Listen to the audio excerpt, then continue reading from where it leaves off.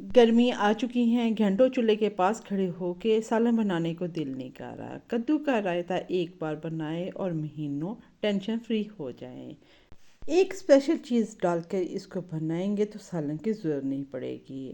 कद्दू के रायते की ये स्पेशल रेसिपी आपको ख़ानदान में इस रेसिपी की मलका बना देगी। बिस्मिल्लाहिर्रहमानिर्रहीम। अस्सलाम वालेकुम फ्रेंड्स, मैं हूँ राजदा। आप लोग देख रहे हैं राजदा होम कुजीन। अल्लाह के बाबरकत पाक नाम से मैं अपनी रेसिपी का आगाज़ करती हूँ। बिस्मिल्लाहिर्रहमानिर्रहीम। ये मैंने कद्दू ले लिए हैं और इसको अच्छी तरह मैंने वॉश कर लिया। जब भी आप सब्जियां या फ्रूट वगैरह लेके हैं तो उसको आधा घंटा कम से कम पानी में भिगो के रखें और उसके बाद अच्छी तरह वॉश करें, क्योंकि इन पे स्प्रे वगैरह की होती है। अगर तो आपके घर के हैं, अभी हमारे घर के तैयार नहीं हुए, इंशाल्लाह जब होंगे तो उसकी भी मैं रेसिपी आप लोगों के साथ शेयर करूँगी। इस तरह इनको आधा घंटा मैंने पानी में भिगो दिया, वॉश कर लिया। अब इसको छील रही हूँ। हल्का हल्का डंडी उतार के आपने हल्का हल्का मसल लेना है। इससे ये होता है कड़वाहट ख़त्म हो जाती है। लेकिन आपने फिर भी कद्दू को चेक किए बगैर पकाना नहीं है, क्योंकि फॉर सपोज ये 4 कद्दू हैं, इनमें से एक कद्दू भी कड़वा निकल आया तो चारों के चारों आपका जो सालन बनाए रायता बनाए तो वो कड़वा हो जाएगा। आपको मैं बताती हूँ कि इसको कैसे चेक करना है। इस तरह छील लें या उस तरह बारीक बारीक छिलका उतार लें, जिस तरह भी आप देख लें। आपने इस तरह इसको कर लेना है और इसमें से छोटा सा आपने पीस लेना है हर कद्दू में से, और इसको थोड़ा सा चबा के देख लेना है। और अगर आपका ये कद्दू कड़वा है तो आपने डिस्कार्ड कर देना है। सारे कद्दूओं को लहदा आपने इस तरह चेक कर लेना है। महंगाई के इस दौर में हर चीज़ महंगी हुई है। इस तरह आप चेक करके आपने कद्दू पकाएंगे तो आपके कद्दू जो हैं ज़ाया नहीं होंगे, क्योंकि एक कद्दू की वजह से सारा सालन या रायता आपका ख़राब हो सकता है। अब मैं इसको मोटे मोटे क्यूब्स में काट रही हूँ और इसके बाद इसको कश करना है। मेरे पास ये वाली मशीन है, तकरीबन मेरी 15-20 साल पुरानी मशीन है और देखें आज भी ऐसी ही है जैसे नई है, क्योंकि मैंने इसको बहुत संभाल के रखा हुआ है। इसको यूज़ भी मैं बहुत करती हूँ, लेकिन अच्छे तरीके से मैंने रखा हुआ है। इस तरह आपने कश कर लेनी है। आपके पास जो भी मशीन है उसके साथ आपने इसको कश कर लेना है। हमारे प्यारे नबी सल्लल्लाहु अलैहि वसल्लम को कद्दू बहुत पसंद था। आप सल्लल्लाहु अलैहि वसल्लम हमेशा हज़रत आयशा सदीक़ा रज़ी अल्लाह ताला अन्हा को फरमाते थे, ए आयशा, हंडिया में कद्दू ज़रा ज़्यादा किस्सत से डाल दिया करो, क्योंकि वो परेशान दिल को सुकून देते हैं। सभी बीमारियों के शिकार अफराद के लिए नादिर शय है, यानी कि बहुत यूनिक शय है। जिन औरतों, मर्दों, बच्चों के पाँव जलते हों तो कद्दू का एक पीस लें, रात को इसको अच्छी तरह अपने पाँव के तलवों में मसल लें तो आपकी वो जो जलन है, पाँव जलते हैं, वो ठीक हो जाएंगे, जलना बंद हो जाएंगे। मैदे की तेज़ाबियत और इन्फेक्शन को भी ख़त्म करता है। ये सारा कद्दू जो है मैंने इस तरह कश कर लिया है। एक सॉस पैन ले लिया, इसमें थोड़ा सा पानी डालूंगी जितने में ये उबल जाए, लेकिन उतना पानी आपने डालना है जो पानी इसके अंदर ही ड्राई हो जाए। अगर आप इसका पानी जो है ड्रेन कर देते हैं, निचोड़ देते हैं, तो इसका सारा असर जो है वो निकल जाता है। मैंने थोड़ा सा पानी लिया है और इसको 5-7 मिनट के लिए मैंने बॉयल दिया है। जब वो बॉयल हो गया, आधा बॉयल हो गया, तो फिर मैंने हल्का चूल्हा कर दिया था और इस तरह हमारा जो कद्दू है वो गल भी गया है और पानी जो है मैंने इसका बिल्कुल पैन के अंदर ही ड्राई कर दिया है। आपने कद्दू को बॉईल करके इसका पानी जो है निचोड़ना नहीं है। इस तरह पानी में ही सारी इसकी गसाइयाँ निकल जाती है, तो क्या फ़ायदा इसका पकाने का।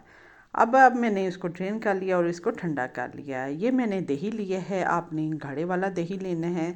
इस तरह इसको मिक्सर के साथ फेंट लेना है। अगर आपने क्रीमी रायता बनाना है, अगर आपका पतला दही है तो आपने थोड़ी देर उसको हैंग कर लेना है ताकि उसका पानी जो है वो निकल जाए, और इस तरह इसको फेंट लेना है। और इसके बाद इसमें कुछ मसाले मैं डाल रही हूँ।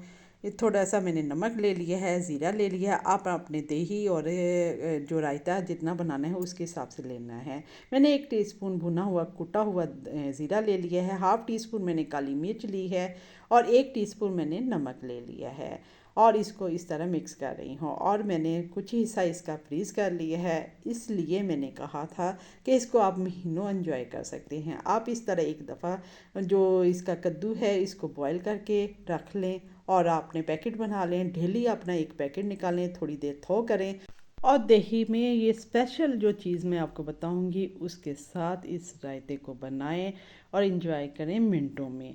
आपको बार बार कद्दू को बॉईल नहीं करना पड़ेगा, ना ही कश करने की ज़रूरत पड़ेगी। ये जो मैंने इसमें डालना था, इसमें मैंने थोड़ा सा ठंडा पानी डाल दिया था।